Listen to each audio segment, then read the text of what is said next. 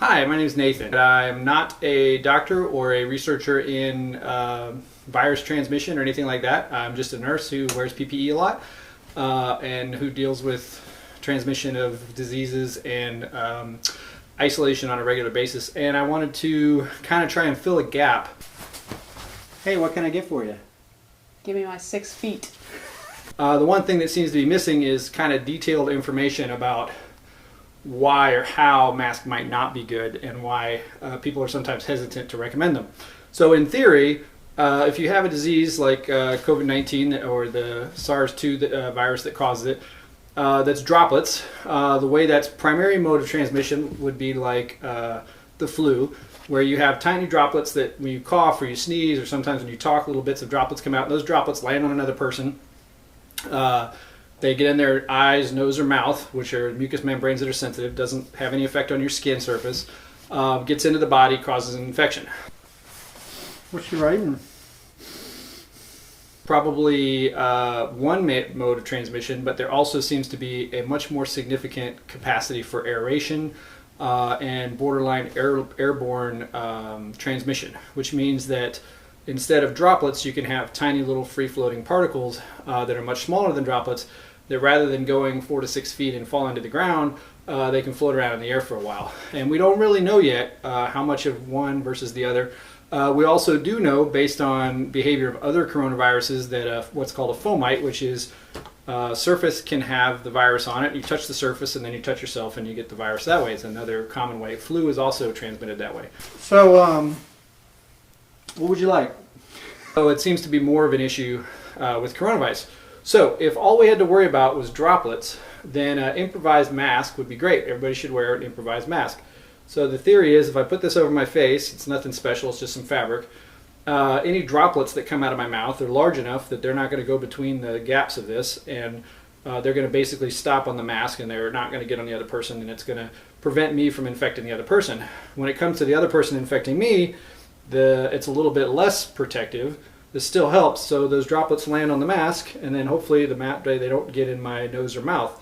They can still get in my eyes, so there's some risk there, but it's protecting my nose and my mouth. It's not protecting my nose and my mouth, though, if I touch it with my tongue or put it between my mouth, which I see people doing a lot. So imagine for a second that spittle from somebody else or something flying through the air lands on your mask, sits on the surface of this, and it just stays on the outside surface, and that's good. But then you wet it a bunch of times with your mouth and you're touching it because it's up here and it's just something to play with. You can't help it, and it's kind of in your mouth, kind of out of your mouth. You can transmit those particles or droplets into your mouth and cause an infection. So it may not be as protective as you thought.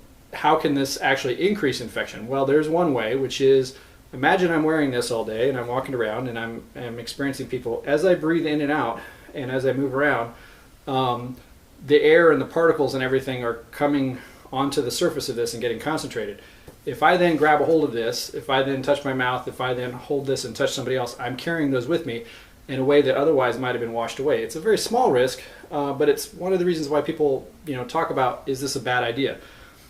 But the main one is putting something on your face that you're not used to tends to cause people to mess with it. You can't help it. You kind of like, oh, there's something here, let me move it up, let me move it down. And one of the worst things you can do is take your hands, which are touching the surfaces, which are touching different things, and then put them to your mouth, put them to your eyes. I'm in my own house, we're safe here, I think I can do this. But put them in your mouth, put them in your hands, and if the mask encourages you to do that more rather than less, then it may not be helping you. It's still helping protect other people from what's coming out of your mouth, which is good.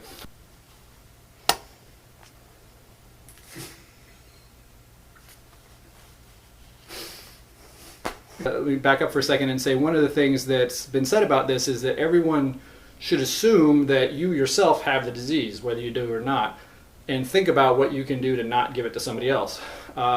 We already kind of have the idea that you can assume other people have it and make sure they don't give it to you, but it's probably even more important to think about yourself not giving it to other people. All right, so going back to masks. There's some confusion about types of masks. So there's an improvised mask, just a piece of cloth. There's a surgical mask or a procedural mask, and these come in several different varieties. This is a level 1. This is like the weakest version of a surgical mask. I've worn this at work at the hospital because this is all we have when they hand you at the door. We used to have some level 2s and level 3s, but they ran out, so this is what we have. This is much more protective than this. So for a couple of reasons. Number one, it's got this little metal band at the top, so it helps to create a little bit of a seal. So that's part one. Part two is it's made out of a particular material.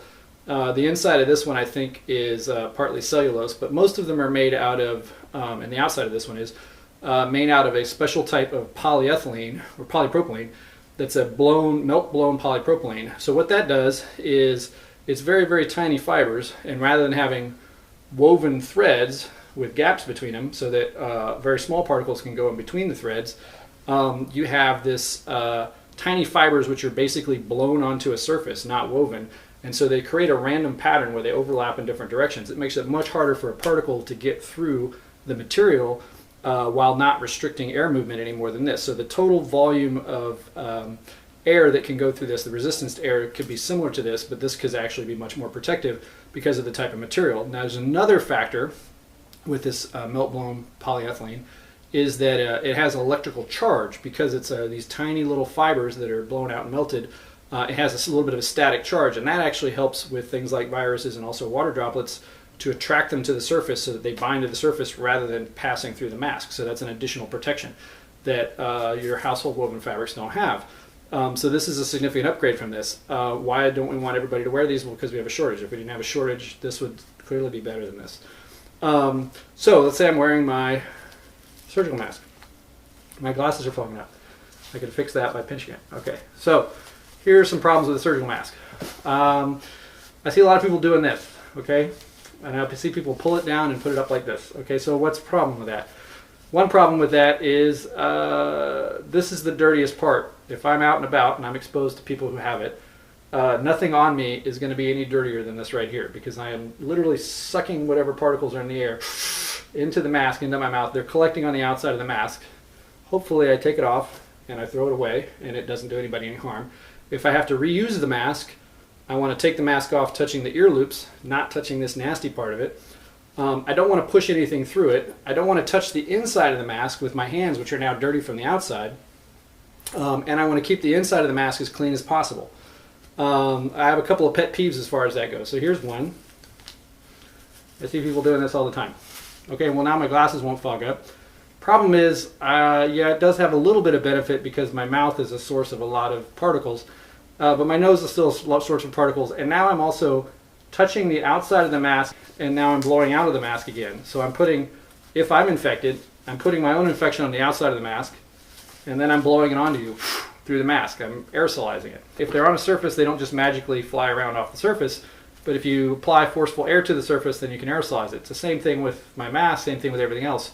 When the mask dries out, those particles become, those large water droplets become tiny droplets or individual viruses, and then you blow through it, you're aerosolizing it. So you don't want to add your own viruses to the outside if you're potentially infected. And if you're not infected and other people are, you're doing the opposite. So this mask is not useful when it's down around my nose. Another pet peeve, pulling it down to talk, right? So just breathing, if I'm breathing normally, I'm not creating a lot of particles that go in around the air. When I talk, I actually create much more particles. My tongue is moving, the way I make sounds, there's a little back and forth between my lips and my tongue. It all creates little droplets, it all creates little spittle, little microscopic particles. So if I wear the mask and then I want someone to hear me better and I pull down the mask to talk to them, I've just avoided the mask for the most dangerous thing that I'm doing, except unless I'm coughing on them on purpose or sneezing on them. But talking to somebody is much worse than breathing in front of them. So if you pull the mask down to talk to somebody, you're kind of nullifying the purpose of the mask. I can't hear you. What'd you say? And if you notice when I did that, I just touched what I told you was the dirtiest part. Now it's on my fingers. Now I'm going to rub my mouth and I'm going to put it back. And it's not just people who are ignorant. It's people who just aren't paying attention. I see this at work in the hospital all the time. I see trained professionals, doctors, nurses, usually not respiratory therapists because they're usually hyper aware. But I see doctors and nurses do things like do this all the time. And sometimes they don't even know they're doing it, right? And if you point it out to them, they just get mad. Like, oh, I didn't do that. Well, you did do that. Or they'll touch this or they play with it with their tongue, right? So now I'm getting this wet, creating another opportunity for infection. Don't do that. If you have to take the mask off, use the ear loops. To put it back on, use the ear loops. Don't put the mask where you eat. This is another problem I see. I see people wear this mask all day, and then it comes to be their break time. They take it off, they get themselves dirty, they throw it down next to where I'm eating, and now there it is. There's the viruses with us, but that's a bad idea. Here, I'd like you to be safe. I got you a mask. Absolutely not. There's also the reverse. People want to be helpful. I want you to have a mask. So what should be done is the mask should be in a box, and you should carefully grab the mask and take the mask. Well, that's great, because if I have viruses on me, I'm going to try not to contaminate the other masks that are in the box, and I'm going to try to make sure that this mask that I'm about to put on my face doesn't already have viruses on it. We don't want someone to cough on the sneeze on the mask and then put it on your face. Obviously, that's worse than not having a mask. And what I see people do all the time is, here, let me help you out. And they reach into the bag and they put their hands on the part that's about to be on my nose with their fingers and hand it to me. Oh, were you looking for a mask? And I feel bad because you're trying to be helpful, but at the same time, I don't really want to put your fingers on my face. Don't do that.